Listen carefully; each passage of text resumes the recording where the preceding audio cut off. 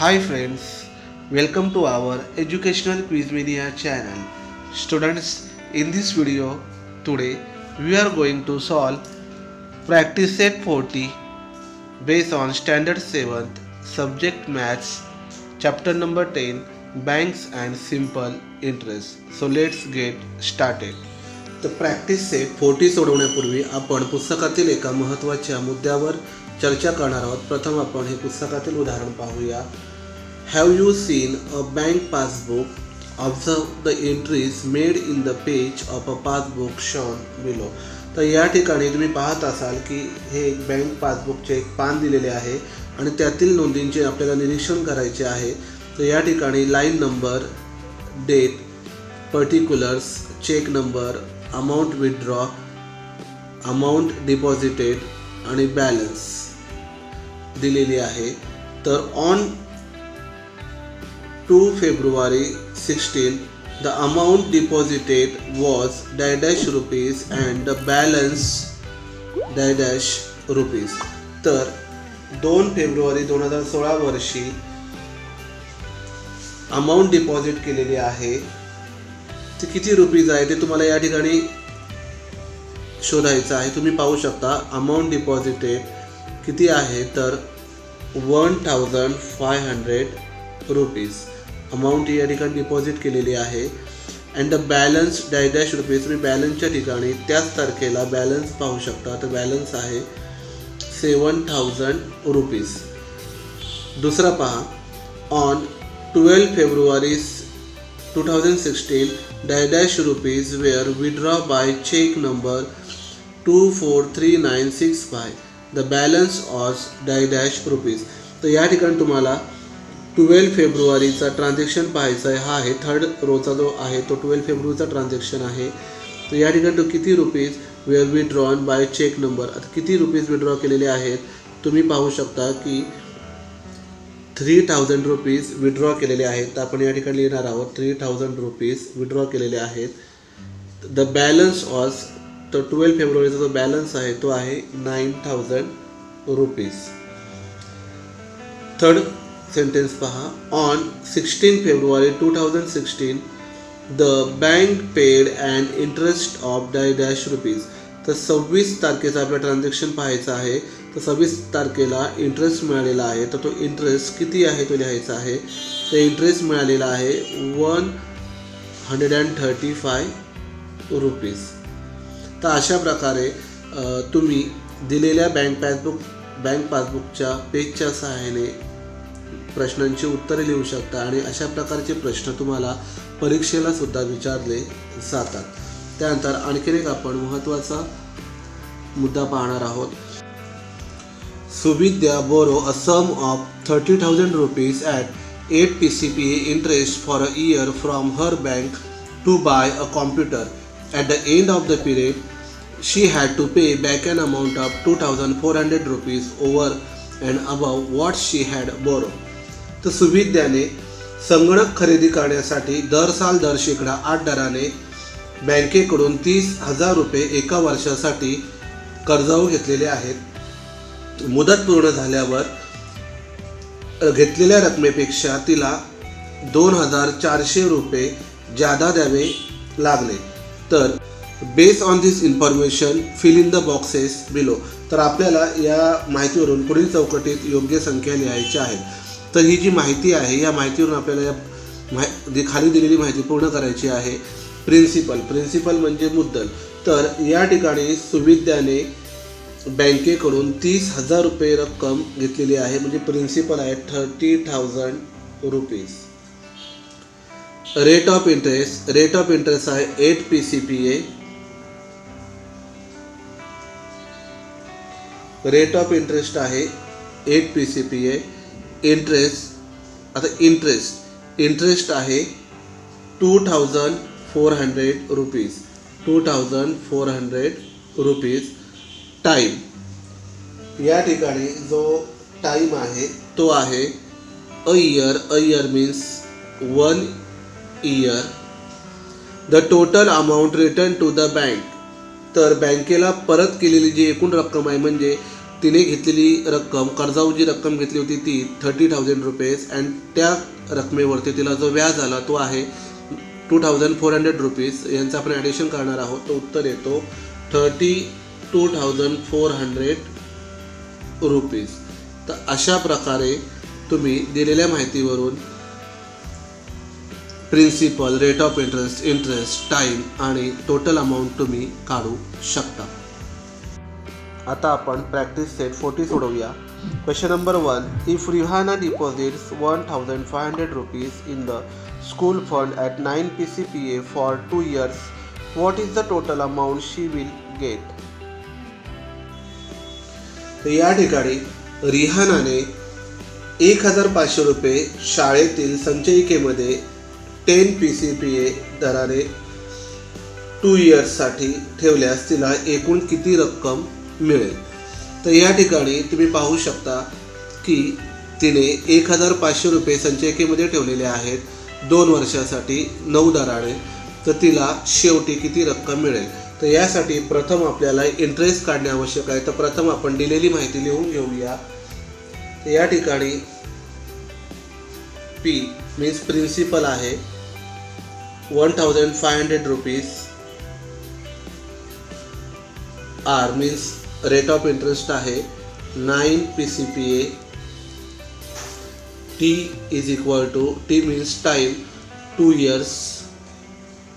तर प्रथम आपल्याला इंटरेस्ट काढायचा आहे. तर इंटरेस्टचा फॉर्म्युला आपल्याला लिहायचा आहे interest is equal to P into R into T upon 100. P means principal, R means rate of interest and T means time. आता या फॉर्म्युल्यामध्ये आपल्या दिलेल्या किमती लिहायच्या आहेत 1,500 इंटू 9 इंटू 2 अपॉन 100. प्रथम आपण हे 0 कट करून घेऊया म्हणजे आपला गुणाकार सोपा होऊन जाईल. तर छेदाला 1 राहिलेला आहे म्हणजे आपण वरती फक्त गुणाकार करणार आहोत. 15 इंटू 9 इंटू 2 18. तर 15 इंटू 18 केले असता उत्तर येते 270 रुपीज. म्हणजे जो इंटरेस्ट आलेला आहे तो आलेला आहे 270 रुपीज. आता आपल्याला टोटल अमाऊंट काढायची आहे. टोटल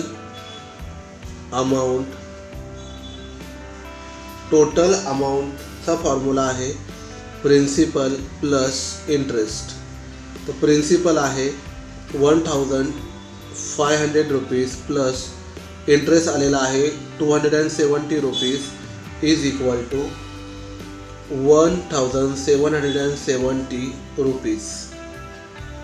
म्हणजे तिला जो इंटरेस्ट मिळालेला आहे तो 270 रुपीज आहे व टोटल अमाऊंट जी तिला शेवटी अमाऊंट मिळणार आहे ती आहे 1,770 रुपीज. तर आपण पूर्ण कर उत्तर लिहूया. Rihana will get 1,770 rupees. अशा प्रकारे दिलेल्या माहितीवरून तुम्ही प्रथम इंटरेस्टचा फॉर्म्युला लिहून तुम्हाला इंटरेस्ट काढायचा आहे व टोटल अमाऊंटचा फॉर्म्युला लिहून तुम्हाला शेवटी मिळणारी रक्कम काढायची आहे जिला आपण टोटल अमाऊंट असे म्हणतो. त्याचा क्वेश्चन नंबर 2 पहा. Question number 2. Jethalal took a housing loan of 2,50,000 rupees from a bank at 10 PCPA for 5 years. What is the yearly interest he must make and the total amount he returns to the bank? तर जेठालाल यांनी बँकेकडून दर साल दर शेकडा 10 दराने 2,50,000 rupees 5 वर्षाच्या मुदतीने गृहकर्ज घेतलेला आहे. तर त्यांना प्रत्येक वर्षी किती व्याज द्यावे लागेल तसेच त्यांना बँकेला एकूण किती रक्कम द्यावी लागेल. तर या ठिकाणी जेठालाल यांनी जी रक्कम घेतलेली आहे तर त्यांना प्रत्येक वर्षाला किती व्याज द्यावं लागेल हे काढावं लागेल. तर प्रथम आपण दिलेली माहिती लिहून घेऊया. यामध्ये P मीन्स प्रिन्सिपल आहे P is equal to 2,50,000 rupees. Rate of interest R is equal to 10 PCPA and जो टाईम आहे तो आहे t is equal to 5 years. t is equal to 5 years. आता या ठिकाणी आपला फॉर्म्युला लिहायचा आहे.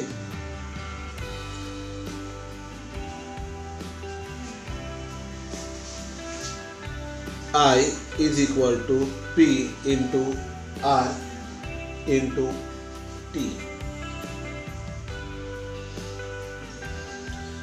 upon 100. P आहे 2,50,000 into R आहे 10. आता या ठिकाणी तुम्ही पाहू शकता what is the yearly interest he must may. And आता इथे इयरली जरी टाईम जरी 5 वर्षासाठी असेल तरी सुद्धा त्यांना इयरली इंटरेस्ट विचारलेला आहे. इयरली इंटरेस्ट म्हणजे त्यांना प्रतिवर्षी. आता प्रतिवर्षी इंटरेस्ट विचारल्यामुळे या ठिकाणी आपल्याला जो इयरली इंटरेस्ट म्हटलं ते 1 इयर ठरावं लागेल, जेणेकरून हे पर इयर आहे. पर इयर असल्यामुळे आपल्याला इथे 1 पकडावं लागेल.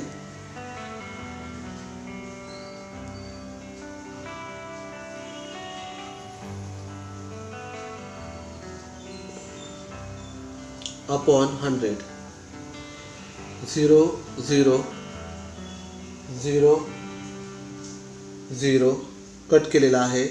शिल्लक राहिलेले आहेत 2,500 इंटू 10. 0 0 0 लिहून घेऊया. 25 1 25 25,000 रुपीज. 25,000 रुपीज. आता हा जो आपण इंटरेस्ट काढलेला आहे तो पर इयरचा काढलेला आहे. पर इयर मीन्स एका वर्षाला त्यांना जो व्याज बसेल तो असेल 25,000 रुपीज. आता आपल्याला जो इंटरेस्ट आहे तो 5 वर्षाचा काढून घ्यावा लागेल. Interest for 5 years is equal to 5 into 25,000 is equal to 1,25,000 rupees. आता या ठिकाणी प्रश्न असा विचारलेला आहे की त्यांना इयरली इंटरेस्ट किती पडेल. यासाठी आपण इथे जो टी आहे तो 1 इयर ठेवलेला आहे. जर इयरली विचारलं नसतं तर आपण डायरेक्ट या ठिकाणी 5 इयर्स ही व्हॅल्यू ठेवून आपण डायरेक्ट इंटरेस्ट काढला असं. पण इथे 1 इयर विचारल्यामुळे आपण या ठिकाणी 1 इयर ठेवून आपण एका वर्षाचा फक्त व्याज काढलेला आहे. तर एका वर्षाचा जो इंटरेस्ट आहे तो 25,000 आलेला आहे. व या 1 इयरवरून आता आपण 5 इयरचा इंटरेस्ट काढलेला आहे. 5 इंटू 25,000 इज इक्वल टू 1,25,000. आता आपल्याला शेवटी जी त्यांना बँकेला एकूण किती रक्कम द्यावी लागेल काढायची आहे. तर यासाठी आपल्याला टोटल अमाऊंट काढावी लागेल. तर टोटल अमाऊंटचा फॉर्म्युला आहे. Total amount is equal to P plus I. तर P मीन्स प्रिन्सिपल्स आहेत 2,50,000 प्लस इंटरेस्ट आलेला आहे 1,25,000. आता इथे त्यांना टोटल अमाऊंट विचारलेली आहे. त्यामुळे आपल्या इंटरेस्ट हा एका वर्षाचा न घेता आपल्याला 5 वर्षानंतरचा इंटरेस्ट घ्यावा लागेल, कारण ते 5 वर्षांनी जे अमाऊंट आहे ते पे करणार आहेत.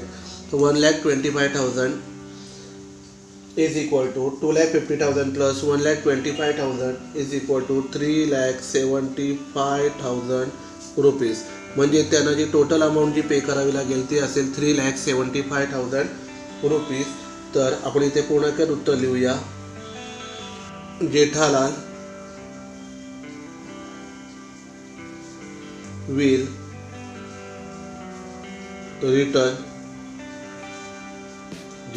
will return a total amount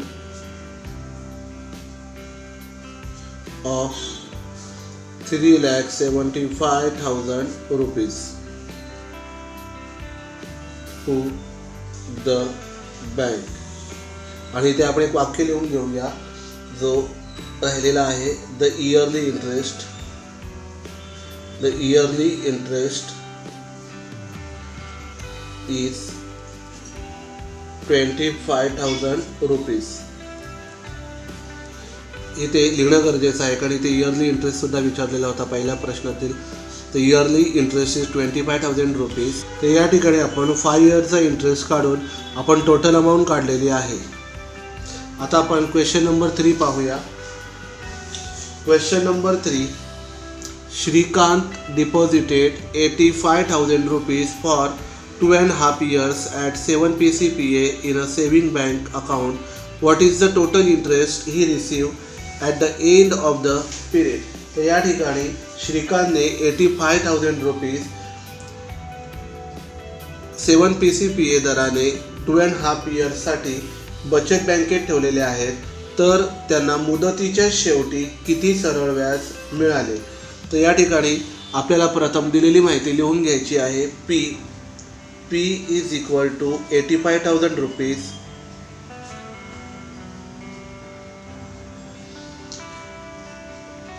rate of interest is equal to 7 PCPA. T is equal to 2.5 years. 2.5 years. आता याचा आपण अंशाधिक अपूर्णांकात रूपांतर करणार आहोत. 2 into 2 4, 4 plus 1 is equal to 5, 5 upon 2 years असं आपण रूपांतर करूया, म्हणजे आपल्या गणित सोडवायला सोपं जाईल.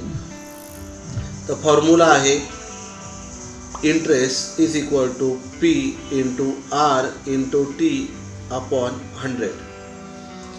P आहे 85,000 इंटू R आहे 7 इंटू T आहे 5 अपॉन 2 अपॉन 100. आता इथे पहा 85,000 आपण प्रथम आहे तसे लिहून घेऊया. 7 इंटू हे जे 5 अपॉन 2 आहेत जे अंशामध्ये आहेत ते आपण 5 अंशाला लिहूया आणि 2 खाली लिहूया. 100 इंटू 2 0 0 आपण कट केलेले आहेत. 2 आहेत शिल्लक. 2 1 ज 2, 2 4 द 8, 2 2 द 4, 1 शिल्लक आहे. 2 5 द 10. तर या ठिकाणी तुम्ही पाहू शकता 425 इंटू 7 इंटू 5 35 आपण मल्टिप्लिकेशन करणार आहोत. तर उत्तर आलेलं आहे 14,875 रुपीज. आता या ठिकाणी तुम्ही प्रश्न समजून घ्या. What is the total interest he receive at the end of the period. म्हणजे त्यांना मुदतीच्या शेवटी किती सरळ व्याज मिळाले. म्हणजे इथे फक्त आपल्याला टोटल इंटरेस्ट काढायचा आहे. म्हणजे इथे आपला जो उत्तर आहे तो स्टॉप होणार आहे. पुढे आपल्याला टोटल अमाऊंट काढायची नाही.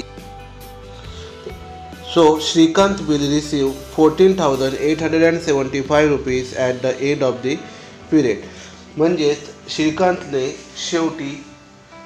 श्रीकांत यांना 14,875 रुपये सरळ व्याज मिळाले. तर अशा रीतीने आज आपण प्रॅक्टिस सेट 40 मधील क्वेश्चन नंबर 1, 2, 3 सोडवलेले आहेत. यापुढील जे क्वेश्चन्स आहेत ते आपण पुढील व्हिडिओमध्ये सोडवू. तुम्हाला जर हा व्हिडिओ आवडला असेल तसेच समजला असेल तर हा व्हिडिओ तुम्ही तुमच्या मित्रमैत्रिणींना नक्की शेअर करा, जेणेकरून त्यांनाही या व्हिडिओचा लाभ घेता येईल. असेच छान छान व्हिडिओ पाहण्यासाठी आमच्या चॅनलला लाईक करा, शेअर करा, सबस्क्राईब करा आणि हो, शेजारील बेल आयकॉन दाबायला विसरू नका, जेणेकरून नवनवीन व्हिडिओंचे नोटिफिकेशन तुम्हाला वेळेवर मिळतील. थँक्यू.